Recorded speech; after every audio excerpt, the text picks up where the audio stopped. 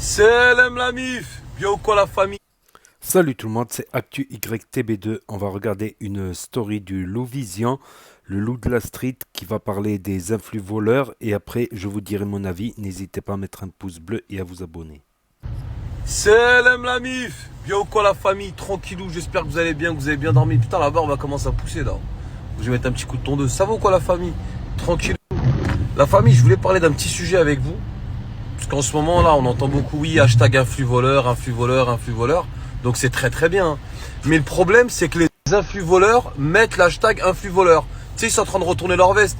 Je sais pas si vous avez vu, mais il y a de plus en plus d'influenceurs qui te disent oui, non, placement de produits frauduleux, on est là, on vérifie tout avant, donc on fait vraiment tout pour que ça se passe bien. Rentrez-vous ça dans le cul, fallait le faire bien avant. Une fois qu'on vous a démasqué, maintenant vous voulez retourner votre veste. Donc ne croyez vraiment pas que vous allez vous racheter une image en partageant un flux voleur. Hein. Hashtag un flux voleur, on vérifie les produits. Parce que c'est comme un mec qui veut te faire un coup de traite, que t'attrapes en flagrant délit. Bien sûr qu'il va te dire qu'il regrette. Mais si tu l'attrapes pas, il t'aurait mis fait le coup de traite. Et ben vous c'est pareil. Si on n'aurait pas mis un coup de pompe dans la fourmilière, vous serez encore en train de faire vos placements de produits de merde. Donc bien évidemment on n'oubliera jamais ce que vous avez fait.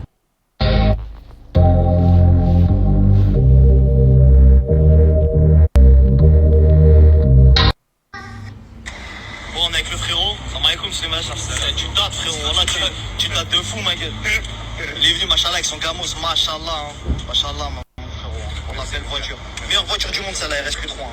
Rapport qualité-prix 1. Mais non! C'est qui mais non! Mais non! Marc Blatta, on t'attend avec les loups au convivium. Ça rigole pas, hein?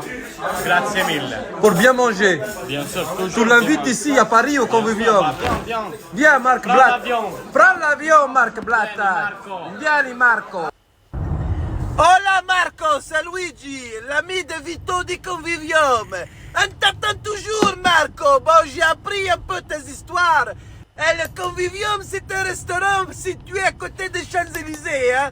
Alors bien sûr, il faut des couilles de napolitain pour venir manger là-bas. Si tu as une balance ou si des gens te cherchent, c'est quand même assez difficile de prendre entrée, plat, dessert et de manger en toute tranquillité, Marco Blatto. Si tu vois ce que je veux dire. En tout cas, le loup de la street vient assez souvent chez nous. On le reçoit très très bien, ça se passe bien. Et voilà, Marco. Alors, tu rates vraiment quelque chose. Hein. Tu peux venir avec Olaf. On te fera une petite table au fond à côté des toilettes pour les balances. Hein.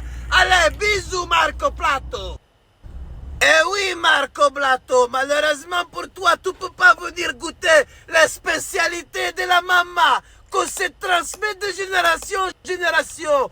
Il y a les ravioles à la truffe, il y a les linguini de fruits du mar, il y a des langoustines, il y a un peu de tout, il y a de la pasta, il y a de l'antipasta aussi. On a un peu de tout au convivium. Et puis c'est vrai que les jeunes hommes aiment bien venir regarder les décolletés, les gros culs le vendredi, samedi soir. Hein.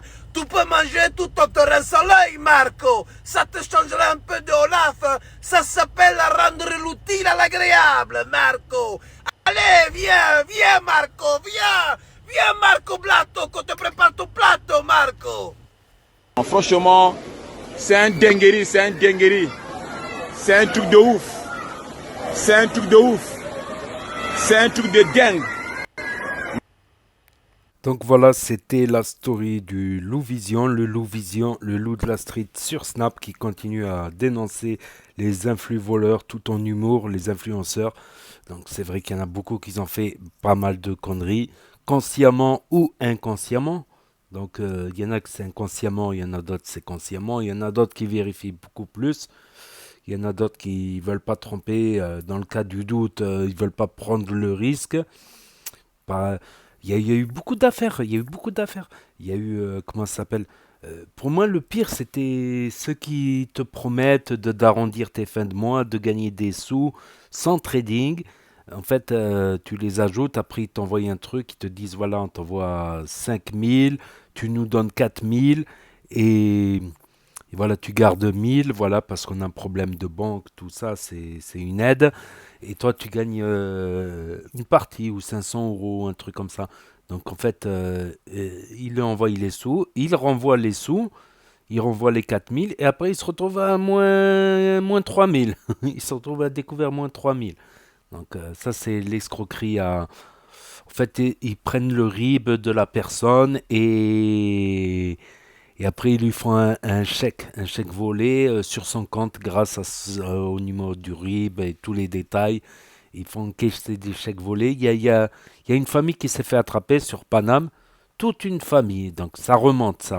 Ils étaient tous de mèche, ils étaient beaucoup nombreux, je ne sais pas s'ils étaient tous de mèche, mais ils étaient une bonne équipe, une bonne famille qui s'adonnait à la pratique du vol. Pour moi, ça, c'était le pire. Ça, c'était le pire. Il y en a peut-être qui l'ont fait inconsciemment ou consciemment, je ne sais pas. Mais on n'entend plus trop parler de ça. Il y a aussi les jeux en ligne où c'était plutôt une loterie que des vrais jeux.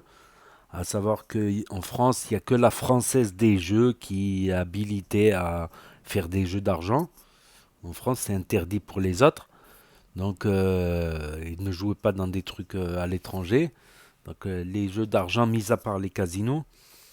Il y a eu, après ça, il y a eu le trading. Donc, le trading, on ne sait pas tout dessus, mais apparemment, ça serait du forex. Donc, ça serait très risqué. Ça serait assez risqué le forex, même s'il y a un génie derrière. En fait, c'est le système de Itoro, voilà, c'est quelqu'un qui est un vrai trader qui donne des signaux et les autres qui doivent suivre tout ça. Mais dans le vrai trading, au début, tu gagnes pas beaucoup. Il y a voilà, pub mensongère du style gagnant à tous les coups, 100, 200 euros par jour, 4000 euros par jour, 5000 euros par jour. Certains ont été jusqu'à dire ça. Alors que la réalité est tout autre et beaucoup qui ont perdu également. Donc il y a beaucoup de témoignages qui se cumulent là actuellement qu'ils ont perdu.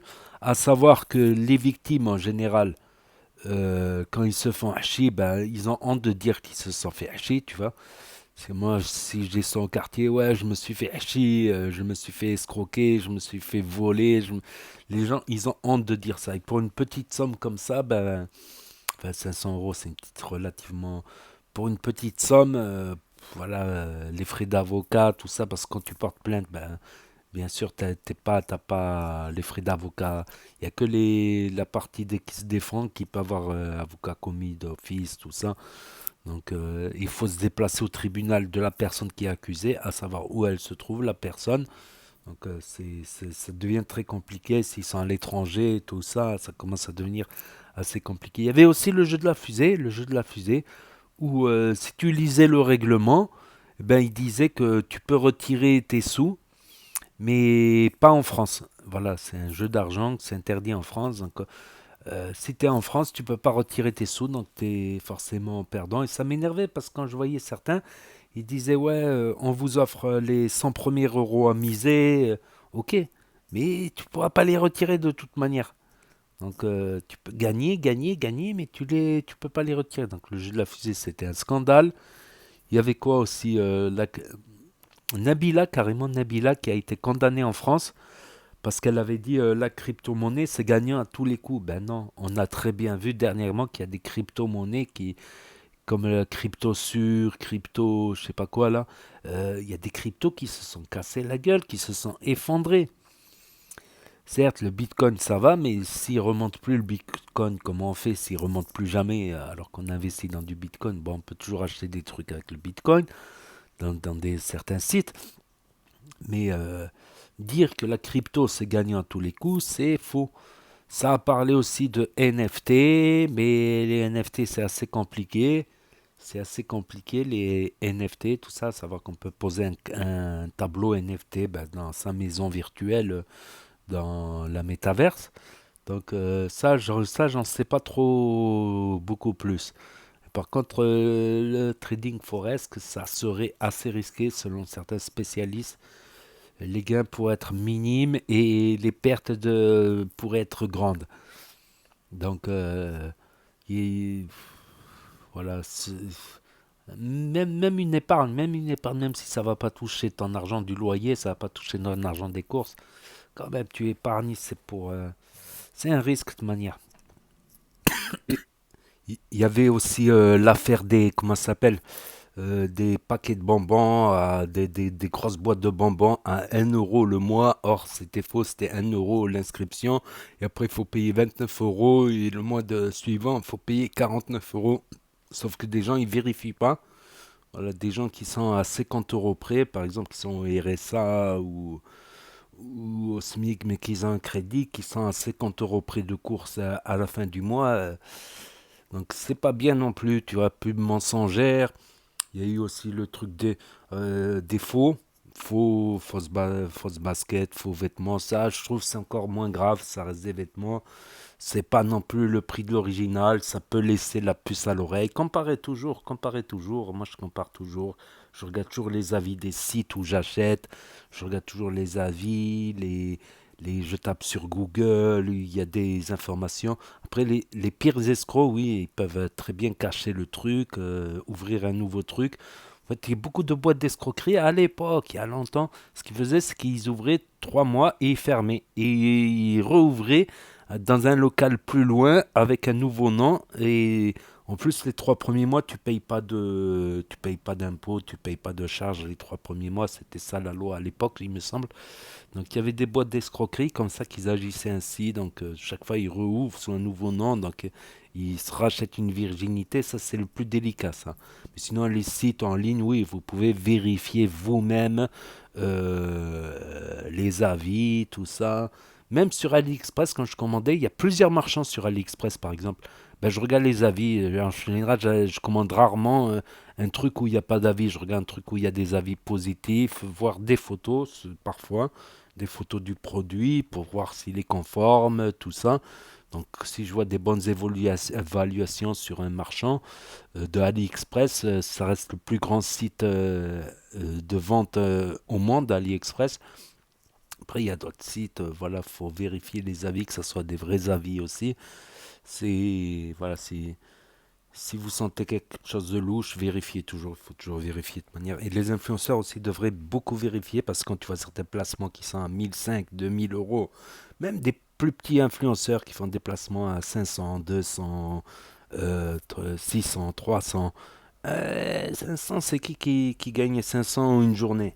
C'est pas tout le monde. Donc tu peux prendre quelques heures pour chercher, je pense, c'est comme mon avis, voilà. Après, vous perdez des gens de la communauté. Certes, il y en a, ils ont beaucoup d'abonnés, il n'y a qu'un faible pourcentage qui vont tomber dans le panneau, mais c'est des gens, des fois les gens les plus naïfs, les plus gentils, bah, des fois c'est les meilleurs followers. C'est les meilleurs followers et je trouve ça mesquin, voilà. Je trouve ça mesquin, voilà. Après, ça crie au scandale sur YouTube, ceux qui font des dons de 200, 500, mais ils ont les moyens, tout ça, donc c'est du don, c'est pas... Tu vois, ou sur TikTok, je trouve, c'est pas bien aussi, ça rend fou certains streamers qui n'arrêtent plus de streamer jour et nuit sur TikTok, de liver, parce que ils veulent pas perdre des points, tout ça, c'est un autre sujet, voilà. Donc, n'hésitez pas à me dire ce que vous en pensez, vous, dans les commentaires, à mettre un pouce bleu, à vous abonner, à cliquer sur la cloche. Et je vous dis à très bientôt, les amis, les potos, pour de nouvelles vidéos. Merci d'avoir regardé. C'était Actu YTB de Tchuss.